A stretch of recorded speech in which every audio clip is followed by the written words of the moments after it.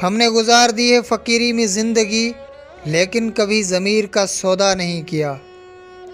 धरतीअ जे ॻोल्हे ते कॾहिं कॾहिं अहिड़ा बि ग़ैर मामूली शख़्स पैदा थींदा आहिनि जेके पंहिंजी समूरी हयाती पंहिंजे फ़न खे अर्पे छॾींदा आहिनि। खेनि इलाही सारी पज़ीराई मिलण बावजूद बि का सहायता हासिल न थी सघंदी आहे जंहिंजा हू हक़दार हूंदा आहिनि। हूअं त हज़ारे किरदारनि, लेखकनि, गायकनि, मौसीकारनि, शाइरनि, दानिश्वरनि ऐं तोड़े ॿियनि अदीबनि पंहिंजे हिसे जो कमु करे सिंधी ॿोली ऐं सिंध धरतीअ जी तारीख़ खे नुमायां रखियो आहे। पर कुनरी जे हिकु नंढड़े ॻोठु मोहम्मद यूसुफ चांडियो जे मोहम्मद उमर चांडियो जे घर में अखि खोलींदड़ पहिरें जोड़ जे मौलूदी मुर्शिद लतीफ़ साईं जे पारखू सिंधी ॿोलीअ जे माहिर हिकु अहिड़ो किरदारु जंहिं सिंधी ॿोली, सिंधी अदब जी तमामु पुराणी ऐं सूफ़ी तसवुफ़ी सिन्फ़ मौलूद शरीफ़ ऐं राग ते कमु करे सिंधी मौसीक़ीअ में पंहिंजो नुमायां ऐं अलॻि हैसियत माणी आहे। मौलूद जे फ़न में मूं एतिरी महिनत कई आहे ऐं सॼी ज़िंदगी मूं इन फ़न खे अर्पी आहे जो अॼु जेके बि वॾा मौलूदी आहिनि सिंध में, उन्हनि सभिनी खां मुंहिंजी फ़नी लेवल मथे आहे। ज़िंदगी कीअं गुज़री आहे इहो त हिकिड़ो वॾो फ़लसफ़ो आहे। हिकिड़ी हार पे विया मौलूद, ॿिन्हिनि मज़ा माली जेका मदद एतिरी कोन थिए थी जंहिंमें आउं को ख़ुशहाल ज़िंदगी गुज़ारियां। बस कॾहिं रोज़ा कॾहिं ईदूं, ईअं ज़िंदगी हलंदी आई। मूं किताबनि जो मूंखे शौक़ु नंढे हूंदे खां हो। सभ खां पहिरीं मूं किताब मंठार फ़क़ीर जो रिसालो पढ़ियो।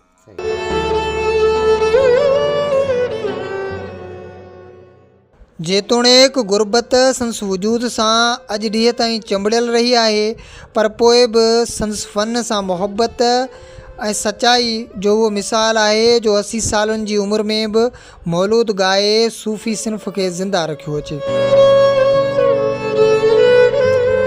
ऐं हालात संदसि विख विख ते रुकावट बि बणिबा रहिया आहिनि, पर पोइ बि संदसि हौसलो ऐं अटल इरादो पंहिंजे मंज़िल खां घड़ी खन लाइ बि हटाए नाहे सघियो ऐं हमेशह पंहिंजी मंज़िल जी हासिलात लाइ जुस्तजू जारी रखी अथनि।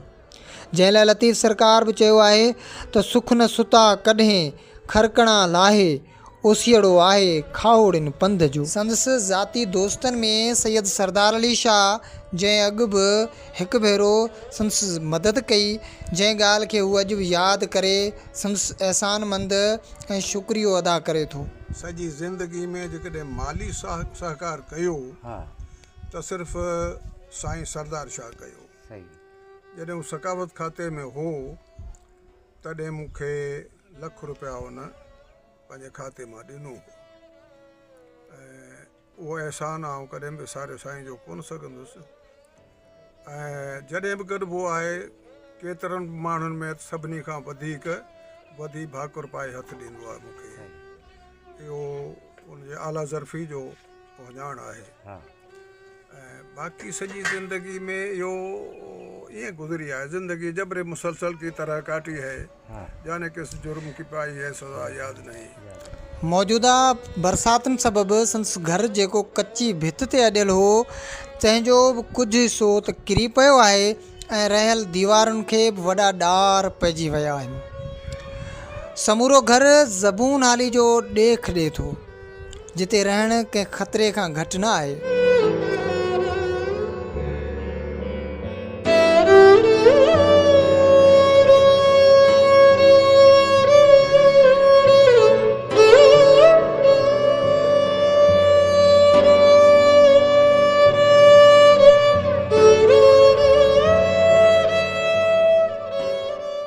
पाण इहो बि चवे थो त अफ़सोस इहो अथमि त मुंहिंजा 2000 खनि किताब ख़राबु थी वेंदा।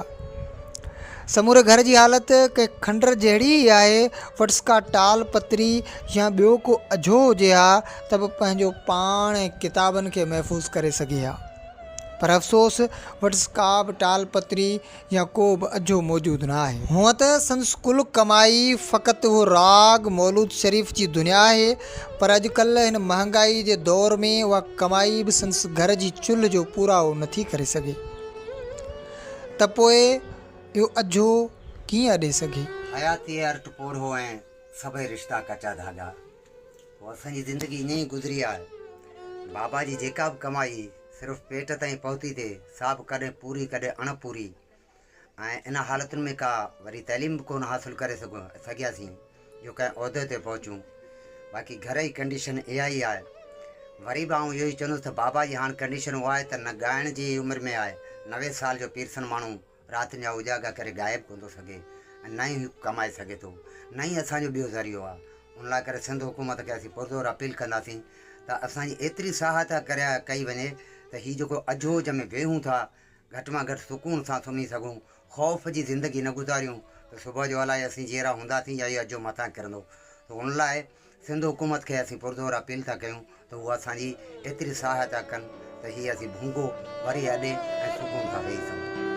सिंध जो ही हेॾे वॾे फ़न, राग, मौसीक़ी ऐं सिंधी अदब जी ॼाण रखंदड़ हेॾो वॾो माण्हू, सिंधी ॿोलीअ जी पुराणी सिन्फ़ मौलूद शरीफ़ जी दुनिया जो पहिरें जोड़ जो मौलूदी ऐं लतीफ़ सरकार जो पारखू ज़िंदगीअ जे अहिड़नि हालनि में आहे, सिंध कॾहिं इहो सोचियो बि न हो।